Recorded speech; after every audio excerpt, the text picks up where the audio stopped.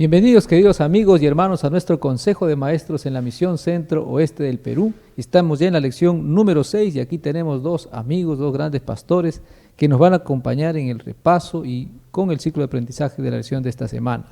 El título dice, Él murió por nosotros. Pastor Wilfredo, ¿cómo está?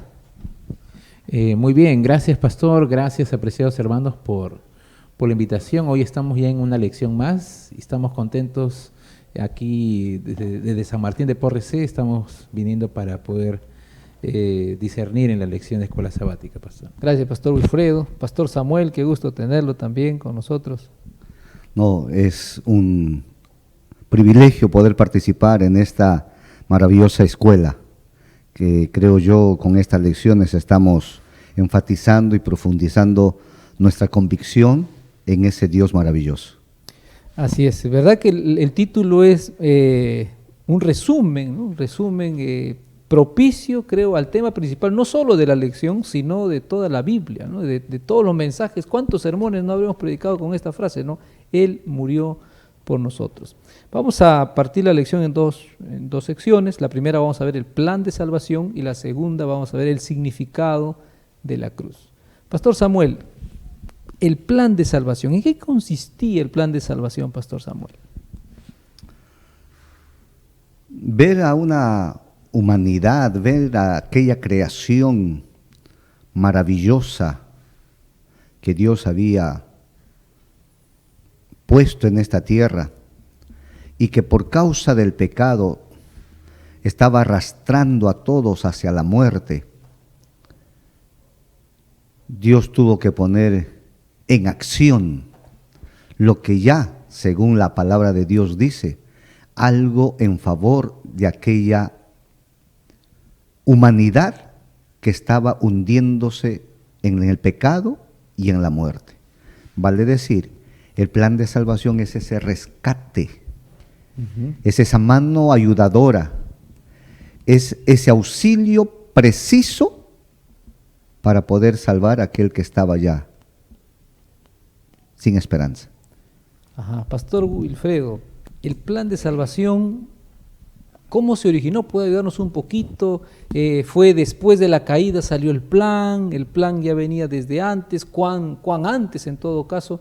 Quizá nos puede ayudar con unos textos, pastor, quizá Tito 1:2 o Hechos 2:23, pastor, ¿cuál cree usted que puede ser importante para este momento? Bueno, yo creo que aquí el libro de Apocalipsis, capítulo 13, versículo 8, nos aclara esta pregunta, ¿no? Nos dice aquí, y la adoraron todos los habitantes de la tierra, cuyos nombres no estaban escritos desde el principio del mundo en el libro de la vida del Cordero que fue inmolado, ¿no?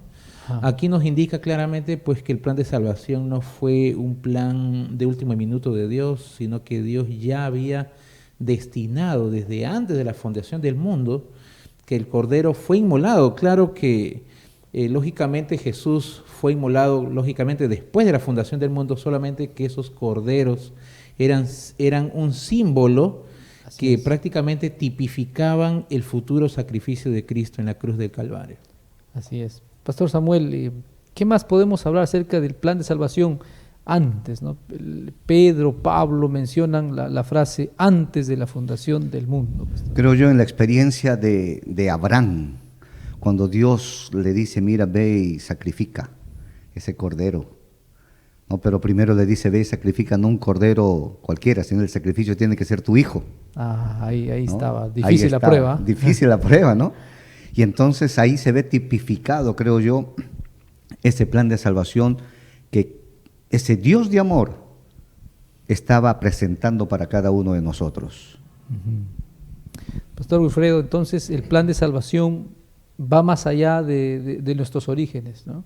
Ahora no sabemos cuándo, estábamos estudiando en las primeras lecciones que Satanás pues estuvo celoso cuando era Lucifer, y justo este era uno de los temas que pues llamaban la atención, ¿no? En el cielo fue un tema que de repente no se tomó tanta importancia hasta que el hombre o el ser humano cayó. Justo aquí en Primera de Pedro es un texto más específico, en Primera de Pedro capítulo 1, 19 y 20, ¿verdad? Precisamente aquí nos habla el momento exacto ¿Desde cuándo? Lo leo, empieza? pastor, dice, Sí, sino pastor. con la sangre preciosa de Cristo, como de un cordero sin mancha y sin contaminación, Él estaba destinado desde antes de la fundación del mundo, pero ha sido manifestado en los últimos tiempos por amor de vosotros. Exacto, ¿no? Dios Claro, ¿no? Desde antes de la fundación del mundo ya tenía un plan para salvar al hombre, ¿no? Dios es omnisapiente, Dios sabía lo que iba a suceder y Él estaba preparado a dar a su propio Hijo su propia vida por salvación de la humanidad. Ahora, podemos hacer tal vez una pregunta para poder dialogar aquí. Claro. Cuando se menciona antes de la fundación del mundo, ¿podemos decir antes de la fundación del planeta Tierra? Por supuesto. ¿O antes de todo lo que es el mundo no conocido para nosotros? Claro, mucho más atrás, mucho más atrás. Ahora, el tiempo de Dios, pues, es un Dios atemporal, ¿no? O sea, Dios no está limitado a Claro. un cronograma nuestro, ¿no? Tito 1:2 menciona, ¿no? Antes del principio de los siglos, ¿no? Desde Así es. antes del principio de los siglos. Así es. Está hablando desde mucho antes, ¿no? Dios ya tenía planificado el plan de salvación. Entonces, que no tiene que ver solo con el planeta Tierra. Así es, No tiene que ver solo con el planeta Tierra, es mucho antes. así es. Pero lo importante creo yo que también Dios reemplaza, ¿no? Dios provee el sacrificio, ¿no? Con que salva a Isaac y Dios provee el cordero, ¿no? Y ese cordero es el tipo de Jesús que vendría a reemplazar en la muerte al ser humano, ¿no? Ahora, esa frase de Juan el Bautista que está en San Juan 1:29, creo que es el versículo, digamos así, que resume, ¿no?, de manera sencilla lo que significaba, ¿no?, el cordero, dice así, ¿no? Al día siguiente Juan vio a Jesús que venía a él y dijo, este es el Cordero de Dios que quita el pecado del mundo, ¿no? Usted hablaba de la palabra tipificación, Pastor Wilfredo, Pastor Conde, también estamos viendo en el caso de Abraham y su hijo, ¿no? ¿Por qué era necesario, ¿no?, todo este sistema de sacrificios? ¿Qué quería Dios mostrarnos a nosotros los seres humanos, o especialmente a los antiguos, ¿no? ¿Qué quería mostrar Él con respecto al amor de Dios, pero también al precio del pecado? Claro, en realidad, pastor, ese Cordero de Dios que quita el pecado del mundo, que mencionó Juan el Bautista, estaba representando a Jesús.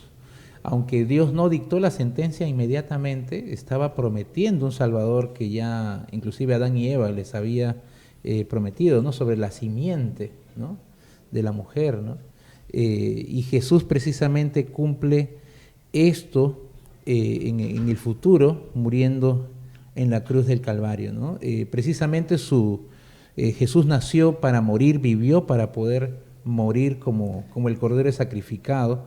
Y aunque sus discípulos no comprendieron, porque en el principio recordamos a Jesús diciéndole a Pedro, bueno, Pedro le dice, ¿no? Jamás nunca te acontezca esto, Señor, ojalá nunca mueras. Y Jesús le dice, apártate, ¿no?, de mí, Satanás, le dice que en realidad no había comprendido el plan de salvación, pero ellos realmente después, con la venida del Espíritu Santo, comprenden realmente que esto tenía que pasar. Jesús nos reemplazó en la muerte, en aquella cruz. Pastor Samuel, los discípulos no entendieron, dice, ¿no? Se pusieron tristes, Pedro le llamó la atención a Jesús, dudaron, no sabían, ¿no entendieron o no quisieron entender, Pastor Samuel? No quisieron entender. No quisieron entender. No quisieron entender porque tal vez estaban todavía nublados del propósito del por qué Jesús había venido para ellos. Como hoy también hay muchas personas que todavía no entienden el propósito del por qué Jesús vino a esta tierra, ¿no?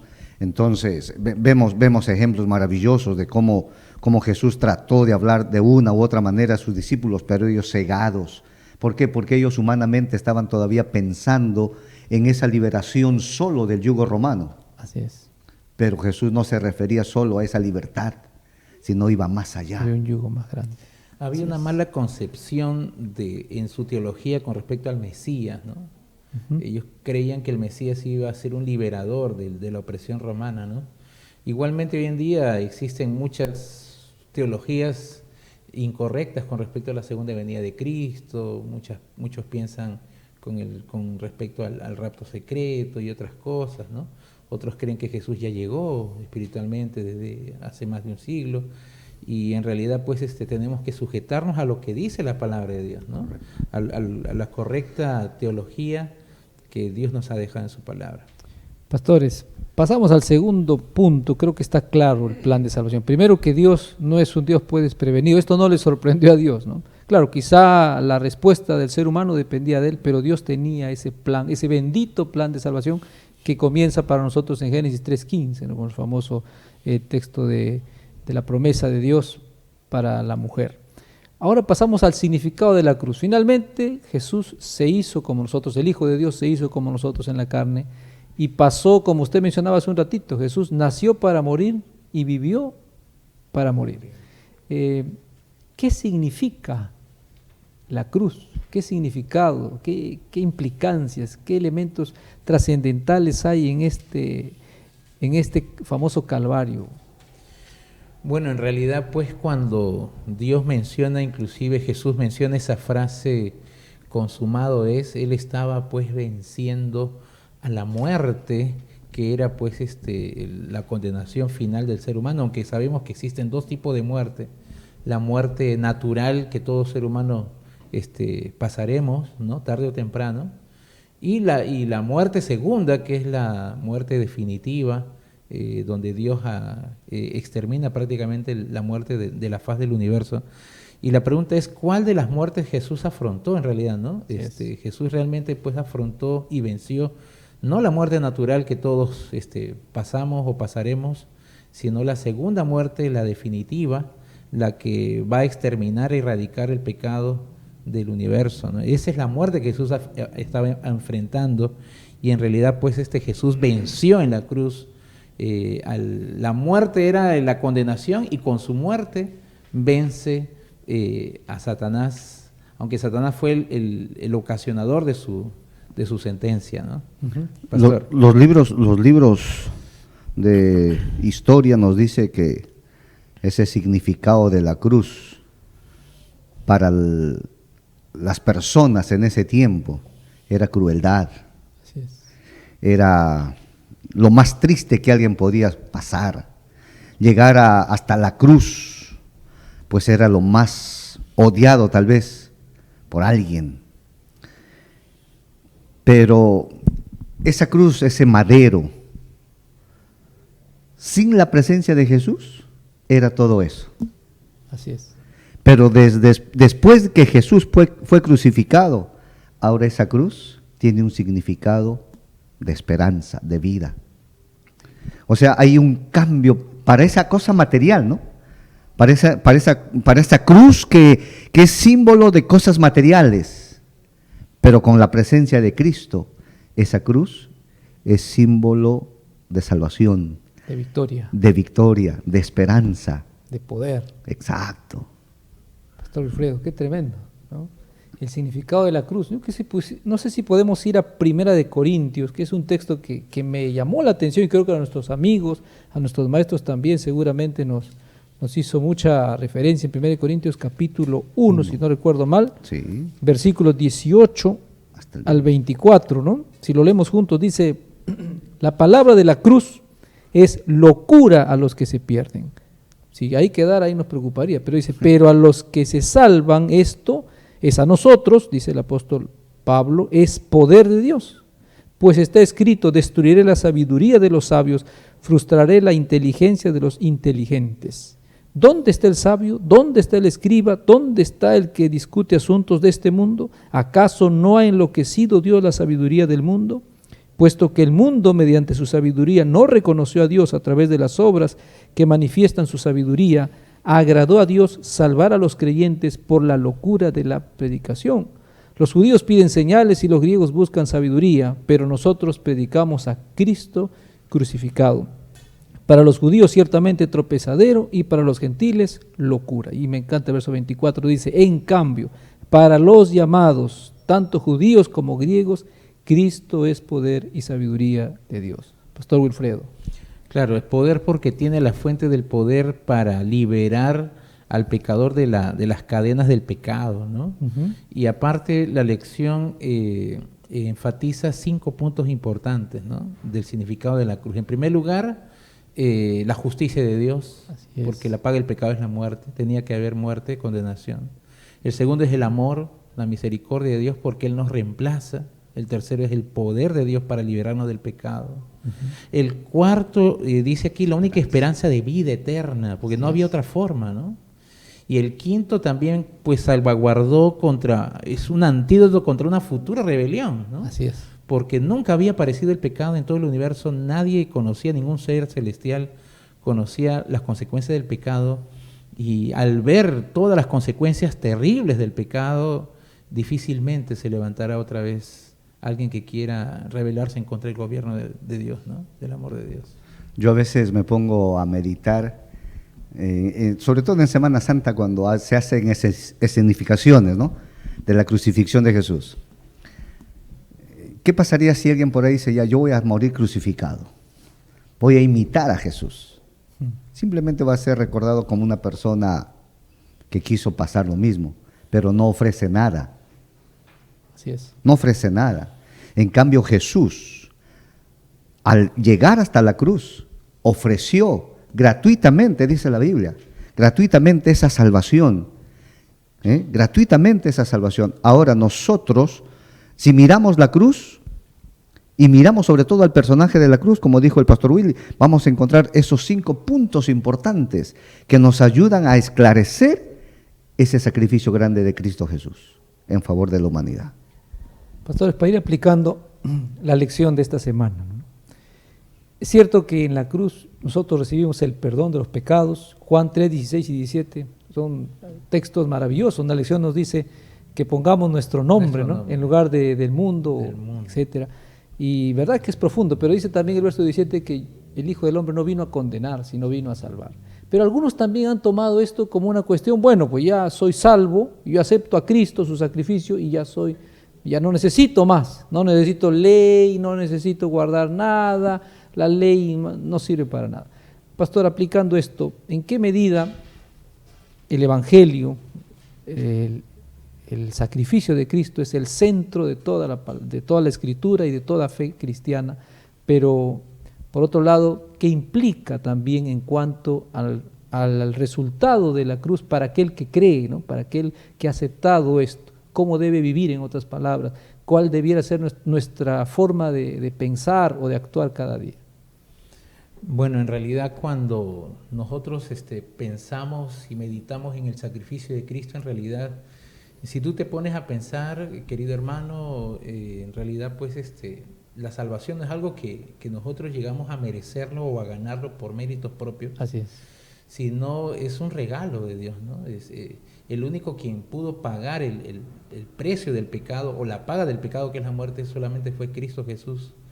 Y es un regalo de vida eterna, y simplemente cuando nosotros recibimos a Jesús y aceptamos el sacrificio de Cristo en nuestra vida, pues Dios simplemente obra ese milagro de salvación en nosotros, y nosotros tenemos que vivir agradecidos por ese inmenso amor. A Jesús no le quitaron la vida, Él no fue un suicida que se subió a esa cruz, Él fue voluntariamente. Se ofreció a sí mismo. Se ofreció por amor. No fueron los clavos los que lo detuvieron en la cruz, sino fue su inmenso amor que permitió quedarse en esa cruz, porque Él tenía el poder de liberarse y todo, pero Él quería cumplir el plan, porque el sueño de Dios era que nosotros estemos con Él en la eternidad, gozando de esa salvación maravillosa.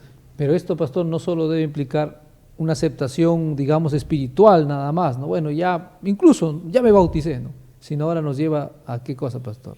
Debemos llevar una vida. Tiene que haber obras, ¿no? La fe sin obras es muerta, ¿no? Sí, una vida en Cristo, ¿no? Sostenida en ello. Pastor Creo Samuel, yo, como el apóstol Pablo dijo, ¿no? Con Cristo estoy juntamente crucificado, y ya no vivo yo, mas ahora es Cristo quien vive en mí. Y creo yo, así como una mamá daría la vida por su hijo, así es, ¿no? Un papá que ama demasiado a sus hijos daría la vida por ese hijo. Yo no sé cuánto Pastor José ama a su hijo, ¿no? Yo estoy seguro que daría su vida por él.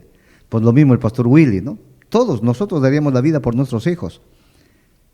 Imagínate ese Dios de amor, que no escatimó, dice la Biblia, venir y sufrir todo lo que sufrió. Aunque la humanidad de ese tiempo, los discípulos mismos no lo entendieron. Lo que sí más bien ahora, apreciados hermanos, nosotros necesitamos comprender ese sacrificio grande, ese esfuerzo grande que hizo Jesús por cada uno de nosotros, por amor. Y ese amor es la garantía para que cada uno de nosotros hoy tengamos la salvación. Amén. Pastores, muchas gracias. Y antes de pasar con Leslie, esa parte, ¿no?, que llama, dice, la locura de la predicación, ¿no? Y verdad que compartir el Evangelio para muchos es una locura, pero para nosotros, el pueblo de Dios, es más bien sabiduría, hay poder en todo lo que estamos haciendo. Así que, queridos hermanos, queridos líderes, sigamos predicando el Evangelio con nuestros dones y talentos y presentemos a Cristo y a este crucificado. Así que Leslie nos va a mostrar algunos detalles importantes que debemos considerar para poder tener juntos y aprender juntos a compartir el Evangelio con nuestros amigos, vecinos y familiares. Nos vemos, un feliz sábado.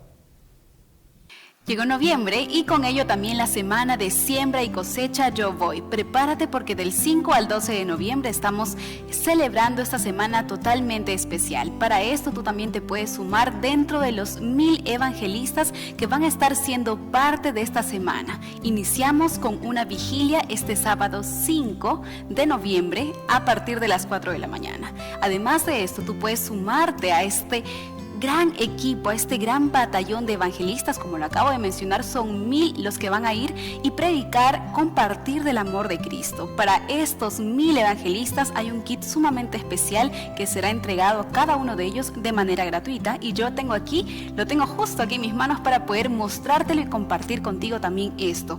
Es un estudio, la fe de Jesús totalmente renovada. En primer lugar, vas a recibir este kit sumamente lindo que dice Evangelista MICOP, y dentro de él tenemos 2 presentaciones de la nueva Biblia misionera. En primer lugar, te vas a encontrar con el nuevo estudio de la fe de Jesús totalmente actualizado, donde adentro también vas a poder encontrar códigos QR que te van a ayudar, te van a facilitar también el estudio de la palabra de Dios.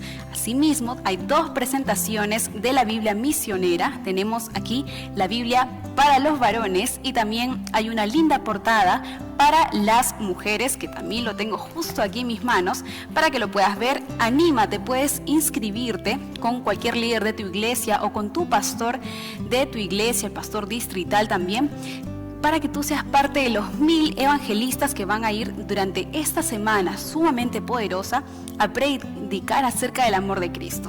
Todas las mañanas ellos van a ser capacitados a partir de las 5 de la mañana y también van a estar compartiendo mediante un programa especial durante las tardes y noches en diferentes grupos pequeños y centros de predicación. Súmate, anímate a poder compartir del amor de Cristo. Inscríbete, también vamos a estar dejando aquí el link por si quizá no puedas contactarte con algún líder de tu iglesia o con algún pastor. También te dejamos aquí el link para que tú puedas inscribirte y ser parte de estas 1000 personas que van a ir y van a hablar acerca del amor de Cristo. Realmente un batallón que va a ir y va a predicar del amor de Jesús. Así como también todas estas semanas que han pasado, nosotros hemos estado hablando acerca de lo importante que es compartir la palabra de Dios, compartir del amor de Cristo a las personas que aún no lo conocen. Hemos ido también dando ciertos tips de cómo podemos traer a más personas a Cristo.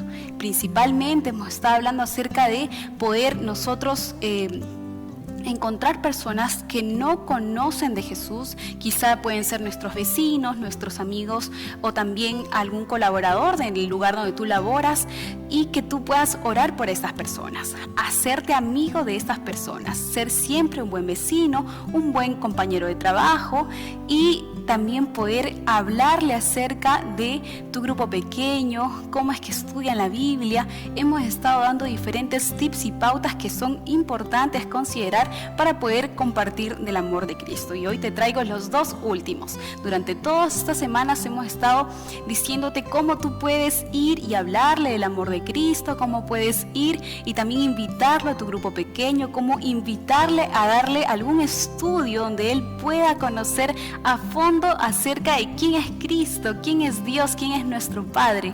Y finalmente nosotros queremos cerrar aquí con 2 tips muy importantes. Es momento de que tú ya puedas invitarle a tu iglesia. Sí, después de que esta persona especial de quien tú te hiciste amigo o amiga Es momento de que pueda conocer tu iglesia. Ya conoció tu grupo pequeño, ya conoció quiénes son tus amigos de la fe. Ahora es momento de que pueda conocer a toda la familia dentro de la iglesia. Es importante que tú puedas hacer que este momento sea muy especial para él, una invitación del todo especial y preparada, que se sienta que realmente uno está interesado en esta persona. Recuerda siempre el método de Cristo, que es lo que aplicamos antes. Y después de que esta persona ya acepta poder ir a tu iglesia, que tú puedas acompañarlo también en este transcurso, donde él va conociendo mucho más a fondo acerca del amor de Cristo, que tú puedas orar para que pronto pueda decidirse por el bautismo, y que también esta decisión la pueda tomar con mucho respeto, con mucho amor, y que finalmente él pueda entregar su vida a Cristo.